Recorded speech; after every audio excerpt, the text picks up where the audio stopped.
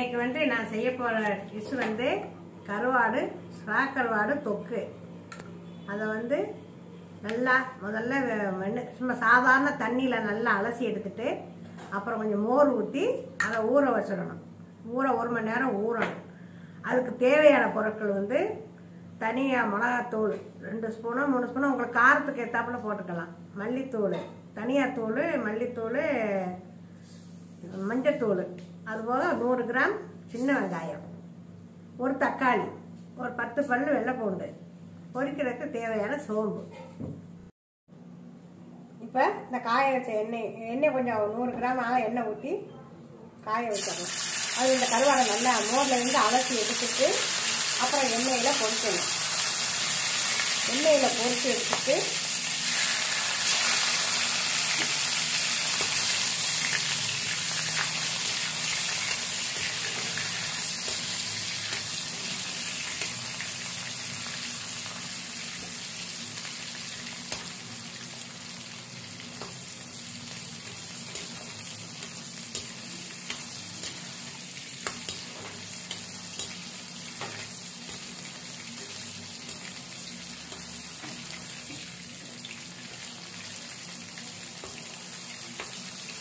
எண்ணெயில் நல்லா மொறு வேகிற மாதிரி அப்புறம் மசாலா துண்டுனோடு போட்டு எடுத்துடும். அதனால நல்லா முதல்ல நல்லா வேக வைக்கணும் கருவாடை எண்ணெயிலேயே.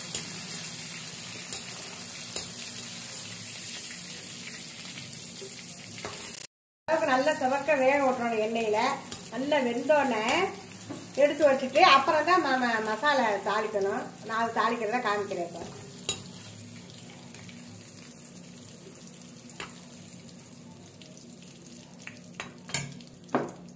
போடக்கூடாது, சோம்பு மட்டும்தான். சோம்பு மட்டும் போட்டு வெங்காயம்,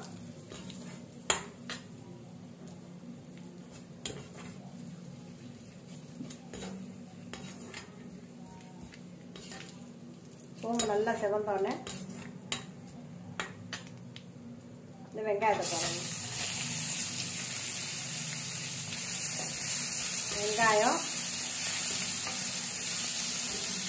பூண்டு,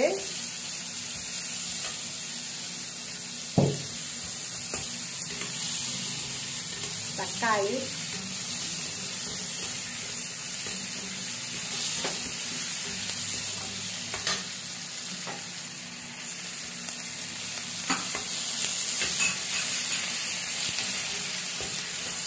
நல்லா வதக்கணும். நல்லா எண்ணெயிலே நல்லா வெள்ளம் வெந்துடணும். வெங்காயம் வெள்ளை போட்டு தக்காளியெல்லாம் வெந்தாதான் நல்லா இருக்கும். பச்சையாக இருந்தால் நல்லா இருக்காது. மசாலையில் நல்லா வேகணும். நல்லா கருவேக வெந்தாதான் நல்லா தொக்கு நல்லா இருக்கும்.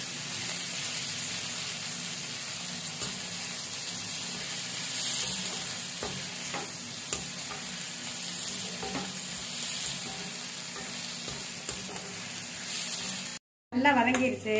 வெங்காயம் வெள்ளை போட்டு தக்காளிலாம் நல்லா வதங்கி சொனங்கி வந்துருச்சு. நீ என்ன செய்யணும், இதில் மிளகாத்தூள் போடணும். 1 ஸ்பூன் மிளகாத்தூள் போட்டுக்குங்க. உங்களுக்கு காரம் வேண்டாம் கூட போட்டுக்குங்க, இல்லை குறைச்சி போட்டுக்குங்க. தனியாத்தூள் 1 ஸ்பூன் போட்டுக்குங்க. மஞ்சத்தூள் 1/4 டீஸ்பூன். அப்புறம் இது நல்லா கிண்டிட்டு உப்பு வேணா கொஞ்சம் போட்டுக்கலாம். முதல்ல ஏற்கனவே உப்பு கருவாட்டில் உப்பு இருக்கும். இருந்தாலும் கொஞ்சம் லைட்டாக அந்த மசாலைக்கு வேணுங்கிற உப்பு போடத்தான் வேணும். அப்போ தான் கொஞ்சம் மசாலா ருசியாக இருக்கும். கொஞ்சம் உப்பு போடணும். போட்டுட்டு நல்லா வதக்கிட்டு தண்ணியை ஊற்றி கொஞ்சம் வேக விடணும். இப்போ வந்து நல்லா வதக்கி மிளகாத்தூள்லாம் போட்டு நல்லா வதங்கிடுச்சு. இல்லை ஓரளவுக்கு இந்த முங்குற அளவுக்கு தண்ணி ஊற்றுங்க.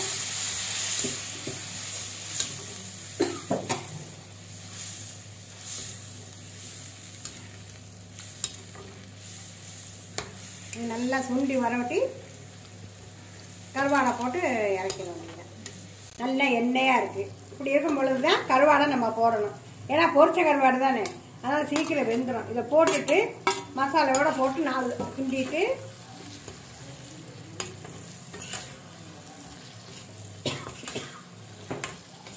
இப்படி நல்லா நம்ம கருவாடை போட்டு நல்லா கிண்டிட்டு 5 நிமிஷம் சிம்மில் வச்சுட்டு இறக்கணும்னா சூப்பராக இருக்கும். அட எங்க அப்பத்தா செஞ்ச கருவாடு தொக்க வேற லெவலு. தயிர் சாதத்துக்கு ருசி அள்ளும்.